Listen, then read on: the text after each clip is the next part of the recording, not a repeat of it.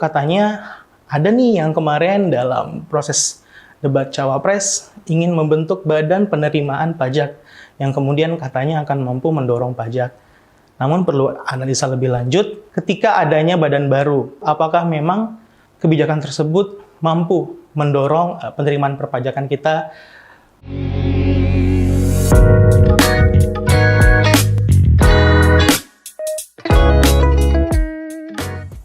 Halo teman-teman semua, perkenalkan saya Arif Amin, peneliti dari Sigma-P, Policy Research and Data Analysis, yang kemudian di sini saya ingin mengajak teman-teman semua ingin kembali memahami bagaimana kondisi perpajakan di Indonesia yang kemudian ini menjadi informasi baru bagi teman-teman. Mungkin menjadi informasi baru atau mungkin menjadi informasi tambahan sehingga teman-teman semua jauh lebih paham, jauh lebih mengerti bagaimana ya kondisi daripada penerimaan perpajakan kita sejauh ini. Tahun 2023 telah selesai. Kinerja keuangan mencatatkan defisit sebesar minus 1,65%. Angka ini jauh lebih rendah dibandingkan dengan angka APBN, yaitu di angka minus 2,84% dan juga Perpres 75 tahun 2023, yakni di angka minus 2,27%. Kalau kita lihat juga di tahun 2022, defisit mencatatkan di angka minus 2,35%. Artinya kita perlu mengapresiasi kinerja pemerintah, di mana pencapaian target defisit kurang dari 3% itu tercapai setahun lebih awal dari yang dijadwalkan, ya di tahun 2022 itu sendiri. Sehingga perlu kembali kita apresiasi bahwa memang komitmen pemerintah dalam bentuk optimalisasi penerimaan dan peningkatan kualitas belanja itu berjalan dengan tepat. Sehingga kembali saya ucapkan bahwa memang kita perlu mengapresiasinya.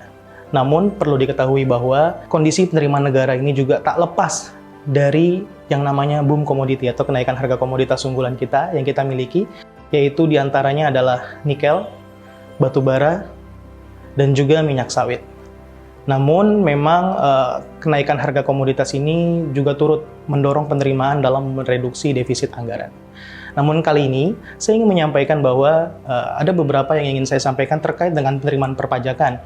Mengapa saya menyampaikan penerimaan perpajakan? Karena memang dari akun ini memiliki porsi 78 hingga 80% terhadap pendapatan negara. Sehingga saya ingin memberikan sedikit informasi kepada teman-teman semua mengenai kondisi penerimaan perpajakan kita. Penerimaan perpajakan kita saya bilang kurang optimal. Bahwa memang kondisi penerimaan perpajakan kita terutama terhadap PDB, rasio penerimaan perpajakan kita terhadap PDB itu di tahun 2022 berada di angka 10,39%, di mana memang angka ini masih lebih rendah dibandingkan beberapa negara kawasan seperti Malaysia di angka 11,7%, Singapura di 12,6%. Menurut laporan IMF menyebutkan bahwa angka ideal dari rasio pajak terhadap PDB itu berada di angka 15%, yang kemudian ini merupakan angka untuk mendorong penerimaan kita dalam pembangunan di suatu negara. Oleh karenanya memang dari angka tersebut saya ingin ucapkan bahwa memang penerimaan perpajakan kita masih belum optimal. Namun kalau pemerintah lebih jeli melihat angka ini atau melihat kondisi perekonomian yang disangkut pautkan dengan penerimaan perpajakan, itu saya rasa bisa mengingat beberapa sektor terhadap PDB kita ini yang memang cenderung memiliki kontribusi yang cukup besar seperti konstruksi dan real estate dan juga pertambangan, namun memiliki kontribusi terhadap pajaknya yang cukup rendah. Sebagai contoh, konstruksi dan real estate. Konstruksi dan real estate itu memiliki kontribusi 12 hingga 13% nilainya terhadap PDB nasional. Namun nyatanya kontribusi untuk pajaknya hanya berada di angka 4,4%.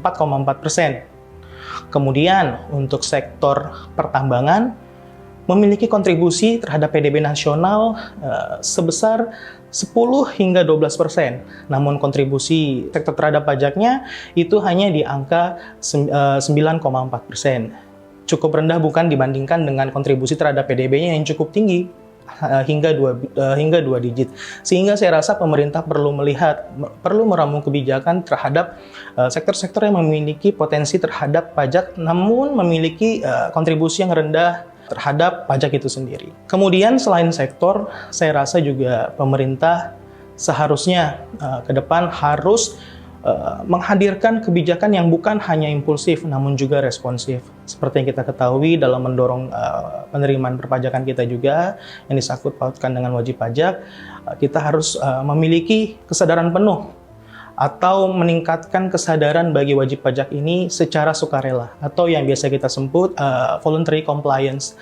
Sehingga memang dari kepercayaan tersebut, terutama meningkatkannya dengan cara meningkatkan pelayanan publik, yaitu seperti public service delivery ya, di mana memang dari uang pajak yang kita bayarkan itu bisa menghasilkan atau membangun jalan yang baik, mampu meningkatkan kualitas pelayanan pendidikan yang baik, mampu membangun puskesmas dengan layanan-layanan yang memang cukup menjanjikan bagi mereka-mereka yang di pelosok sana. Sehingga memang dari uang pajak yang kita kumpulkan itu mampu meningkatkan kepatuhan secara sukarela, voluntary compliance bagi wajib pajak. Dan itu juga akan memberikan atau meningkatkan penerimaan perpajakan secara nasional. Mungkin diawali dari itu. Sehingga memang penerimaan negara ini khususnya yang berasal dari penerimaan perpajakan itu menjadi tombak utama dalam pembangunan. Sehingga perlu diramu kebijakan yang tepat, namun belum tentu katanya ada nih yang kemarin dalam proses debat Cawapres ingin membentuk badan penerimaan pajak yang kemudian katanya akan mampu mendorong pajak. Namun perlu analisa lebih lanjut dengan memungkinkan ketika adanya badan baru atau pelepasan DJP dan bea cukai itu masuk menjadi institusi baru, apakah memang kebijakan tersebut mampu mendorong penerimaan perpajakan kita dalam 4-5 tahun ke depan. Mungkin itu aja teman-teman semua yang ingin saya sampaikan, bahwa memang penerimaan perpajakan kita masih belum optimal, namun dari kondisi-kondisi yang saya jelaskan, apakah memang bisa memberikan insight-insight baru bagi teman-teman semua bagaimana kondisi penerimaan perpajakan di Indonesia, terutama kinerja keuangan negara. Terima kasih.